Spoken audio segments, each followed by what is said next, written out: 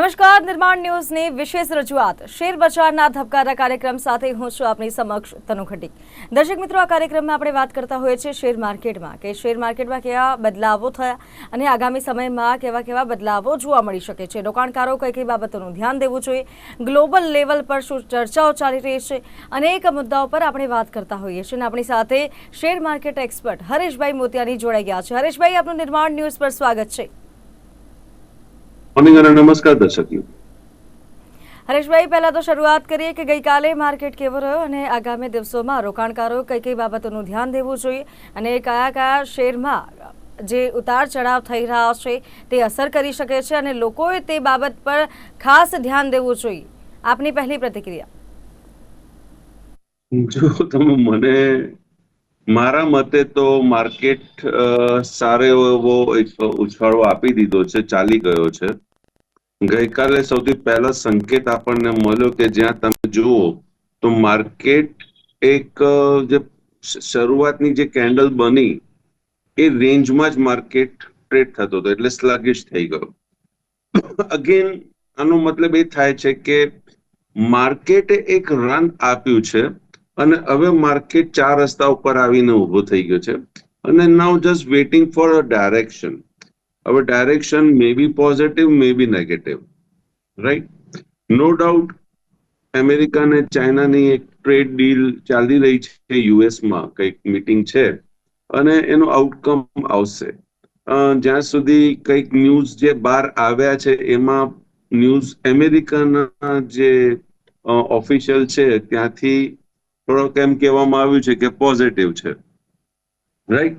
તો હવે જો એ પોઝિટિવ હોય તો આજે સવારે જ્યારે મેં ડાઉ જોન્સના ફ્યુચર જોયા તો ત્યારે it was negative, right now it is positive. Gift nifty બી આપણને પોઝિટિવ સંકેત આપે છે। તો ક્લિયર છે કે ગઈકાલનો લો એ આપણા માટે એક ઇમ્પોર્ટન્ટ સપોર્ટ લેવલ બની જાય છે। જ્યાં સુધી ગઈકાલનો લો નથી તૂટતો ત્યાં સુધી આજના તારીખમાં તો we can trade on the higher side. હવે હાયર સાઇડ ટ્રેડ થાય છે, વેલ એન્ડ ગુડ। ઇન્વેસ્ટર્સ જે છે they will be making money, whether to book profit. પહેલી વસ્તુ તો એમને ડિસાઇડ કરવાનું છે કે એમને ક્યાં પ્રોફિટ અને કેટલો પ્રોફિટ મળે છે અને હું ત્યાં પ્રોફિટ બુક કરું, પહેલી વાત। બીજી વાત છે કે જો ટ્રેલિંગ સ્ટોપ લોસ હિટ થાય એટલે ગઈકાલનો લો હિટ થાય તો એક્ઝિટ ઓલમોસ્ટ એમ કહેવાય કે કમ્પલસરી છે, કારણ કે એક મુવમેન્ટ આવી છે અને ત્યાં થયું છે। હવે આ વાત કરી મેં તમને પોઝિટિવની કે શું પોઝિટિવ ચાલી રહ્યું છે અને ક્યાંકથી પોઝિટિવ ટ્રિગર તમને ગઈકાલમાં મળી શકે છે। એ બી પોસિબલ છે કે તમને ક્યાંકથી નેગેટિવ ટ્રિગર મળે। હવે નેગેટિવ ટ્રિગર ક્યાંથી મળે તો નેગેટિવ ટ્રિગર સેબી પાસેથી મળી શકે છે। સેબીએ જે પ્રોબ શરૂ કર્યું છે તો ત્યાંથી બી આવી શકે છે। આપણે બધા જાણીએ છીએ જૈન ઇન્વેસ્ટમેન્ટ જે શેર બજારમાં છે એમને જૈન ઇન્વેસ્ટમેન્ટ ખબર જ હશે, ખ્યાલ જ હશે। કેમ ખ્યાલ હશે? કારણ કે મેક્સિમમ વોલ્યુમ એમના પાસેથી છે। આખા દિવસનું જે વોલ્યુમ છે એમાં 16% વોલ્યુમ એમના પાસે છે। 16% વોલ્યુમ કોઈ સંસ્થા પાસે હોય તો બટ નેચરલ છે, તમે ઇન્સ્ટ્રુમેન્ટ્સમાં કે ઇન્ડાઇસીસમાં તમે પ્રાઇસીસની મૂવમેન્ટ ઓટોમેટિકલી થઈ જાય, વોલ્યુમ છે તમારા પાસે, તમારા સાથે। તો let's see what happens. simple way, follow the trend. As of now trend is positive, trend sluggish। ગઈકાલે શરૂઆતની કેન્ડલના વચ્ચે જ માર્કેટ ચાલ્યો છે, નો ડાઉટ એમ કહેવાય કે ભાઈ વોલ્યુમ બી લો હતો વગેરે। તો આજે જુઓ તો આજે અગેન તમને જો ટ્રેન્ડમાં એમ સ્લગિશનેસ, અત્યારે ગિફ્ટ નિફ્ટી તો સંકેત પોઝિટિવ આપી રહી છે એટલે માર્કેટ પોઝિટિવ ખુલશે એવું આપણે આશા રાખીએ। હવે પોઝિટિવ ખુલે છે અને પછી ફરી પાછું સ્લગિશ થઈ જાય છે, again keep the same strategy and move forward, simple। અને ઇન કેસ કદાચ વધારે સમજ ના પડે તો સેબી એડવાઇઝરને પૂછીને સામે તમે હેજિંગ કરી દો। તો કોશિયસ અપ્રોચ તો જરૂરી છે જ। ચોક્કસથી જો વાત કરીએ તો અત્યારે ગ્લોબલ લેવલ પર શું બદલાવો જોવા મળી રહ્યા છે, શું સંકેત મળી રહ્યા છે અને તે બાબતની અસર ક્યાંક થઈ શકે છે તેને લઈને? ગ્લોબલ લેવલમાં જે ડિફરન્સ દેખાઈ રહ્યો છે કે ક્યાંક થોડુંક શાંતિ દેખાય છે. ખાસ કરીને ચાઇના અને યુએસમાં ક્યાંક સમજૂતી થાય એવા આસાર દેખાય છે, જે કારણસર ક્રૂડના ભાવ ગઈકાલે વધી ગયા છે. મોસ્ટ ઇમ્પોર્ટન્ટ વાત એ છે કે ક્રૂડના ભાવ વધ્યા છે. ક્રૂડ જો વધ્યો હોય તો એ આપણા માટે એક નેગેટિવ વાત પણ આપણે કહી શકીએ છીએ. No doubt it is still beyond our average limit, but 67 again from 64 to 67 is not that good. નફામાં નુકસાન, બીજા શબ્દોમાં કહું તો that can hit the profit. તો એ પણ એક કદાચ તમને પ્રોફિટ બુકિંગના આશા બતાવી શકે છે. But otherwise nothing that great કે ગ્લોબલ ન્યૂઝથી કે માર્કેટ આટલું બધું એઝ ઓફ નાઉ કંઈક હલી જાય, રાઈટ? તો લેટ્સ વેટ એન્ડ વોચ. છે હમણાં ક્યાંકથી કંઈક ન્યૂઝ આવી શકે એવી સંભાવના છે. લેટ્સ સી, ન્યૂઝ આવે એટલે પછી રિએક્શન્સ જોઈશું આપણે. જી હરેશભાઈ, વાત કરીએ અત્યારે ઇન્સ્ટ્રુમેન્ટ વિશે તો ઓટો સેક્ટરમાં મારુતિ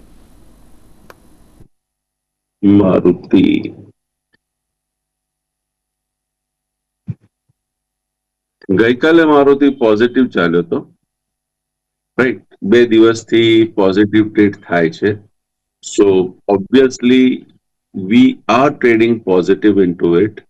હવે મારુતિમાં તમારે જે ધ્યાન રાખવાનું છે ઓન ધ હાયર સાઇડ, જો કદાચ મને અહીંયા મળી જાય લેવલ, તો 12,964 એટલે 12,900 થી 13,000 સુધી આવી શકે છે જો આ રીતના જ ટ્રેન્ડ ચાલે છે અને યુ ગેટ ધેટ ઇનિશિયેટિવ કે માર્કેટમાં પોઝિટિવનેસ બધે આપણે ચારે બાજુથી તમને જો સાંભળવા મળે તો 12,900 થી 13,000 સુધી આ ઇન્સ્ટ્રુમેન્ટ આવી શકે છે અને સપોર્ટ આપનો રહેશે 12,500 ની નીચે.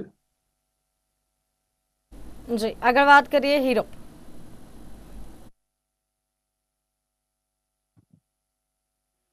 મોટોકોર્પ. ઓકે, હીરો મોટોકોર્પમાં બી 2 દિવસથી તેજી દેખાય છે, running positive.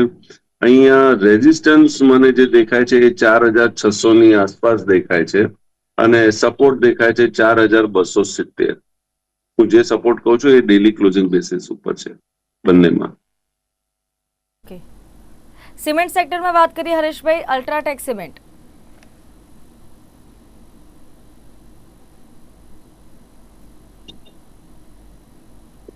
UltraTech cement, okay. UltraTech સિમેન્ટે છેલ્લા 3-4 દિવસથી એક પોઝિટિવ મુવમેન્ટ આપ્યું છે. 4 દિવસ પહેલા તો it was on the declining side અને હું કાયમ તમને આપણા દર્શક મિત્રોને કહેતો હતો કે ઓન ડિક્લાઇન તમે આના અંદર શિફ્ટ ક્રિએટ કરો, બાય કરો ગ્રેજ્યુઅલી. વરસાદ પછી આમાં રિટર્ન મળશે. So for the long time yes it is still a shift. For the short time it is on the buying side. ગઈકાલનો હાઈ લો ઇમ્પોર્ટન્ટ છે. ગઈકાલનો લો સચવાઈ જાય અને હાઈ ક્રોસ કરે તો 11,450 થી 500 ની વચ્ચે આવી શકે છે. બરાબર છે. આગળ આપણે વાત કરીએ જે રીતે અલગ અલગ સેક્ટરની આપણે ચર્ચા કરી રહ્યા છીએ, એશિયન પેન્ટ સેક્ટરમાં. એશિયન પેન્ટમાં ડેલી બેસિસ ઉપર સપોર્ટ ઉપર છે. લોંગ ટર્મમાં બી આ ઇન્સ્ટ્રુમેન્ટ સપોર્ટ ઉપર ચાલી રહ્યો છે. તો હમણાં જે રિસેન્ટ લો જે બન્યો છે Asian પેન્ટમાં, that is 2190.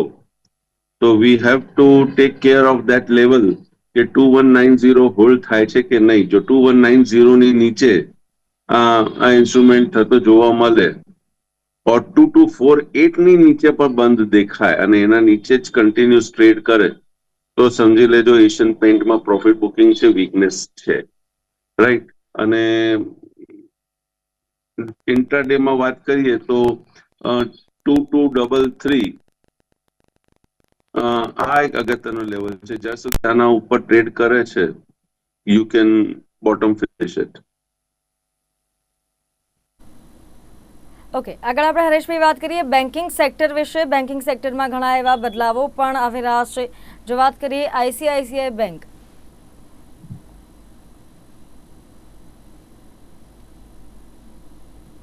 ICICI bank resistance level ઉપર આવી ગયો હતો ગઈકાલે, અને ત્યાંથી તમે જો તો બાકી બધી વસ્તુ ચાલી છે, પણ આઈસીઆઈસી બેંક નથી ચાલી, કારણ કે રેઝિસ્ટન્સ ઉપર હતો.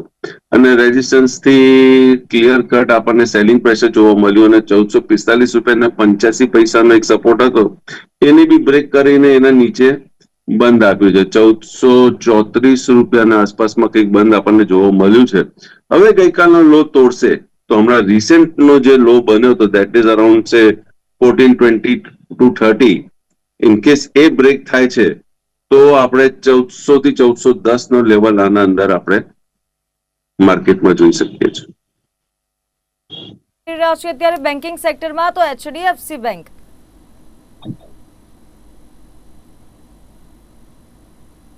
આ બીજી એક બેંક છે કે where I am bit confuse. It is positive but not positive, એટલે મેં તમને કીધું કે આઈ એમ કન્ફ્યુઝડ. આમ જોવા જાવ તો પોઝિટિવ દેખાય છે, અને ક્યાંક બ્રેકઆઉટ આપે છે અને પછી ત્યાં જઈને એક દિવસ બ્રેકઆઉટ આપી દે છે, પણ ફોલોઅપ બ્રેકઆઉટ નથી આપતો. તો એચડીએફસી બેંક એ કારણસર ક્યાંક થોડુંક ડાયલામામાં છે. બેસિકલી હવે ગઈકાલની હાઈની ઉપર બંધ આપે અને ટ્રેડ કરે તો આમાં હું પોઝિટિવ ગણીશ. અને આના અંદર સેલિંગ જે છે, પ્રોપર સેલિંગ, એ મને 9મી તારીખનો લો તોડે, એના નીચે બંધ આપે અને એના નીચે ટ્રેડ કરે તો વીકનેસ. એટલે 9 અને ગઈકાલની તારીખ અગેન 9, રાઈટ? તો 9, 5 અને if I'm not wrong, yeah, 9, 5 અને 9, 6 આ તારીખ તમારે યાદ રાખવાની, 5મા મહિનાની ને 6ઠા મહિનાની. 9, 5 એ લો બનાવેલો, તો એ લો જે બન્યો છે એ ઇમ્પોર્ટન્ટ છે. 9 જૂનમાં જે હાઈ બન્યો છે એના ઉપર બંધ આપે ને એના ઉપર ટ્રેડ કરે તો પોઝિટિવ. ત્યાં સુધી રેન્જ બાઉન્ડ. જી હરેશભાઈ, વાત ચાલી રહી છે અત્યારે બેન્કિંગ સેક્ટરની, તો સ્ટેટ બેંક વિશે અહીંયા મને ક્યાં કઈ થોડુંક તો આમ જોવા જાવ તો પોઝિટિવ ના આસાર દેખાય છે. તો state bank of India I will hold it જો મારા પાસે હોય તો, right? Support would be 790 to 800, અને પ્રોબેબલી જો માર્કેટને ખાસ કરીને બેન્કિંગને જો પકડી રાખશે ને બેન્કિંગને ઉપર જો લઈ જશે to the level of 840, that may be some PSU banks, of which State Bank of India is one of them. જી આપણી સાથે કોલર જોડાઈ ચૂક્યા છે, તેમની સાથે વાત કરીએ. હેલો IPL ના ઇન્ટ્રાડે. જી આપનો પ્રશ્ન જણાવો. ONGC અને IGL ના ઇન્ટ્રાડે. ONGC અને IGL ના ઇન્ટ્રાડે. હરેશ અંકલ.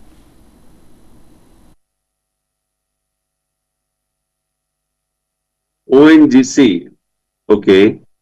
ONGC માં ગઈકાલના લોના સ્ટોપ લોસ થી ખરીદી, ગઈકાલનો હાઈ ક્રોસ કરે પછી ગઈકાલના લોનો સ્ટોપ લોસ અને જો એ મેન્ટેન થઈ જાય તો એવરી પોસિબિલિટી 251, 252 સુધી આવવાના ચાન્સીસ છે. IGL, ઓકે, IGL માં મને 211 રૂપિયાનું એક નડતર દેખાય છે. એના ઉપર બંધ આપે તો પછી ફરી રિવ્યુ કરીશું. ઓકે, IGL માં 200 ને કેટલાનું નડતર છે? 211 રૂપિયાનું નડતર છે. તો કોલર મિત્રો, તમે પણ સ્ક્રીન પર જે નંબર આપેલા છે તેની પર કોલ કરીને તમારો પ્રશ્ન જણાવી શકો છો. આપણી સાથે કોલર જોડાઈ ચૂક્યા છે. હેલો હેલો, ગોપાલભાઈ બોલું છું અમદાવાદથી. ગોપાલભાઈ, આપનો પ્રશ્ન જણાવો. ટાટા સ્ટીલના 1500 શેર પડ્યા છે, હવે શું કરવું છે? રવા દેવું છે કે કાઢી નાખવું જોઈએ? ટાટા સ્ટીલના 1500 જેટલા શેર પડ્યા છે, 1500 જેટલા. શું કરવું જોઈએ? રહેવા દેવું જોઈએ કે કાઢી નાખવા જોઈએ? શું ભાવના છે? શું ભાવના છે તમારે શેર્સ?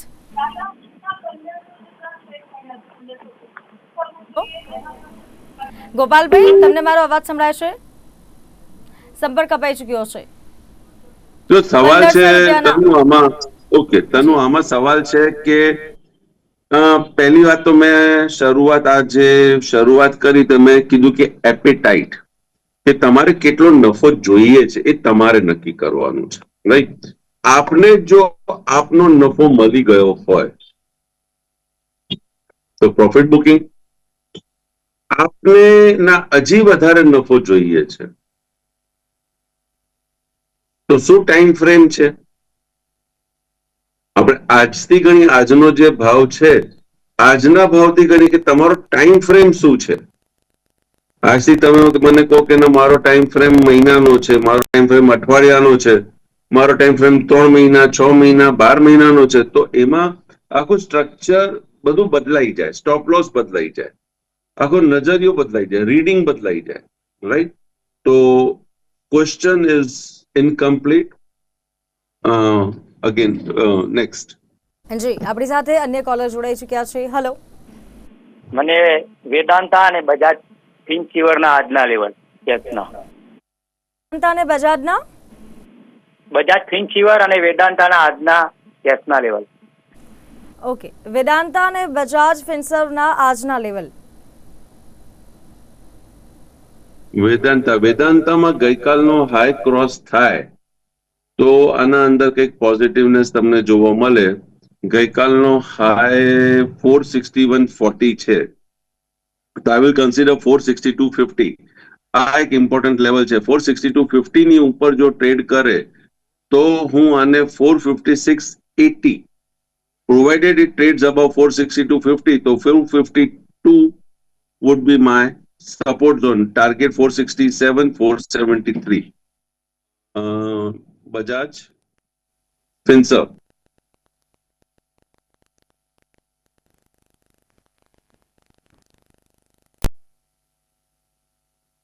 ઓકે, બજાજ ફિન્સર્વમાં ઉપરના લેવલ ઉપર થોડુંક સેલિંગ દેખાયું છે.